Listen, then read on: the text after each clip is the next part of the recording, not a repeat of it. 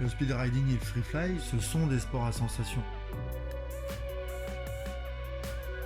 Ce sont tous les deux des sports de glisse. On évolue en 3 dimensions, ça c'est hyper important.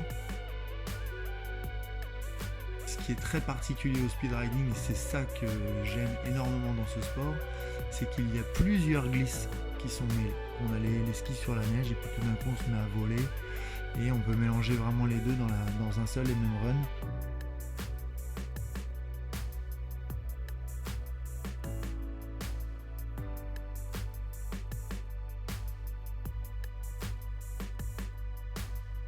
La particularité du free fly, c'est de pouvoir voler tantôt tête en bas, tête en haut, de créer des grands déplacements.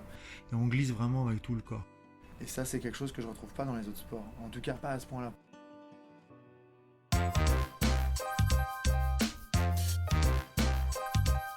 Je suis speedrider professionnel. Je pratique la discipline depuis quasiment ses débuts, donc depuis le début des années 2000.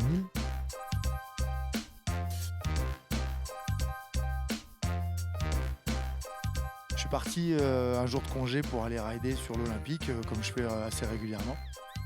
Ce jour-là, les conditions étaient super bonnes et du coup, j'ai enchaîné les runs. Je me suis rendu compte du nombre de runs que j'avais fait, puis j'ai calculé, je me suis dit, tiens, ça fait presque 30 000 mètres de dénivelé.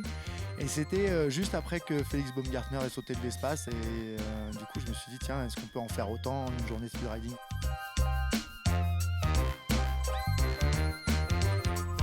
Le jour où j'ai fait la tentative de record, il a fait un temps absolument pourri, donc j'ai pas pu tenter le record ce jour-là. J'avais gardé l'idée en tête, mais sans savoir vraiment quand est-ce que je pourrais la concrétiser.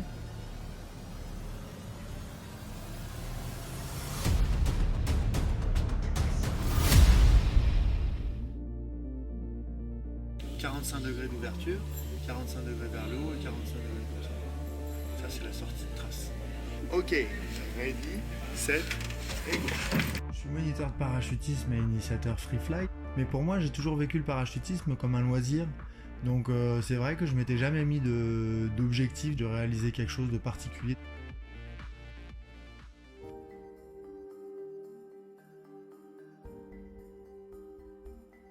Puis j'ai rencontré une personne qui m'a dit bah tiens, ce serait bien que tu viennes sauter, j'organise un boogie en Italie.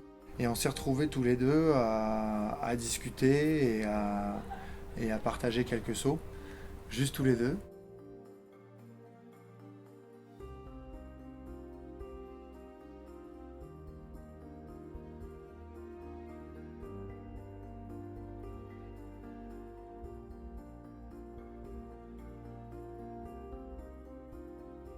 Elle a un niveau incroyable, donc pour moi la voir voler c'était juste magique. Et c'était des sauts, ouais, je m'en souviendrai longtemps, je pense.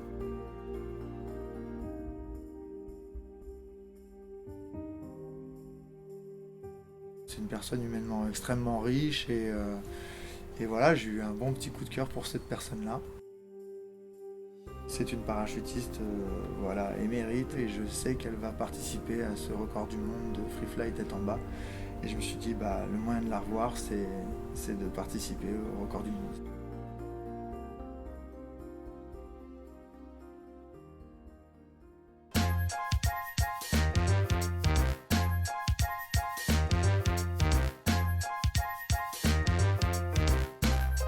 Quand l'idée de participer au record du monde est venue dans ma tête, beaucoup de choses étaient relativement claires. Il fallait s'entourer des bonnes personnes, trouver les budgets. Je suis allé chercher des partenaires, mes sponsors m'ont aidé et on a créé un événement autour du record du monde de dénivelé en speed riding. Je me suis fixé de faire comme Félix Baumgartner, donc 34 000 je crois, donc j'ai annoncé ça, c'est peut-être un peu ambitieux, mais on va voir, donc du coup pour faire 34 000 il faut que je fasse 40 reps dans la journée.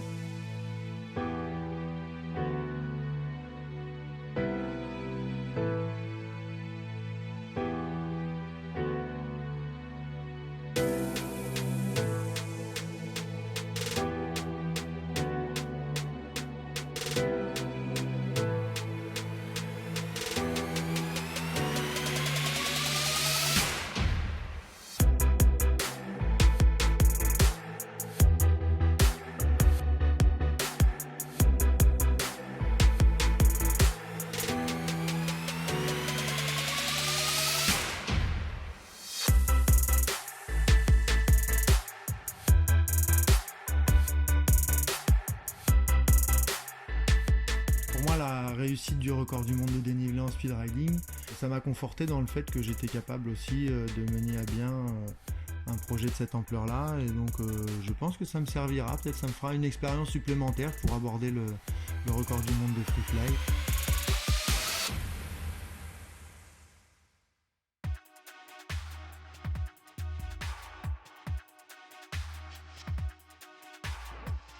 J'ai commencé la soufflerie très tard par rapport à mon expérience en parachutisme. J'ai jamais eu peur de sauter d'avion et là je me suis retrouvé en soufflerie à avoir peur.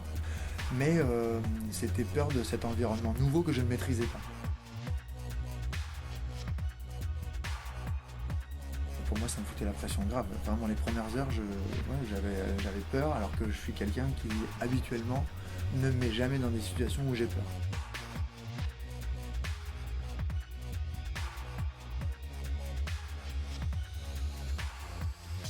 Maintenant je m'en sors et là je commence à être tout juste sur des périodes où je commence à être un petit peu plus à l'aise et j'ai enfin ressenti un petit peu de glisse, enfin ressenti une zone de confort tête en haut, enfin ressenti une zone de confort tête en bas, donc je suis vraiment content.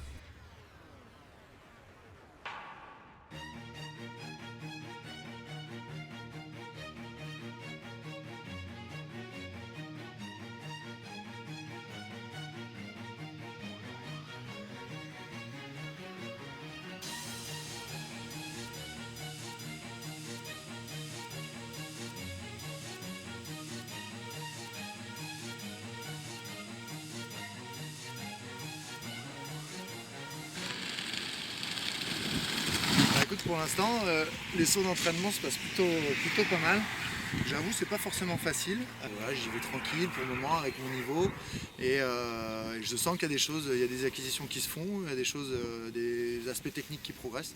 Maintenant, la réponse, elle va être la semaine prochaine pour Yah Brava parce que c'est là où je vais être confronté aux premiers entraînements au record, voir en grosse formation comment ça se passe, le niveau par rapport aux autres, est-ce que je vais faire l'affaire ou pas. Voilà, premier débriefing, première engueulade, c'est parti, on est dans le bouillon. C'était bien intense, on a fait 5 ou 6 sauts dans la journée. J'avoue, j'ai eu quand même pas mal de moments de doute. Je me demande si ça va vraiment le faire pour le record du monde. Je vois qu'il y a tellement de boulot pour y arriver que je sais pas si j'arriverai, mais on va tout faire pour en tout cas. Ces 2 années d'entraînement, je sais que humainement et même sportivement, ça sera de toute façon hyper enrichissant. Je veux absolument le faire à fond et donner toute l'énergie que j'ai. Je m'implique à fond et c'est comme ça que je vis tout ce que je fais.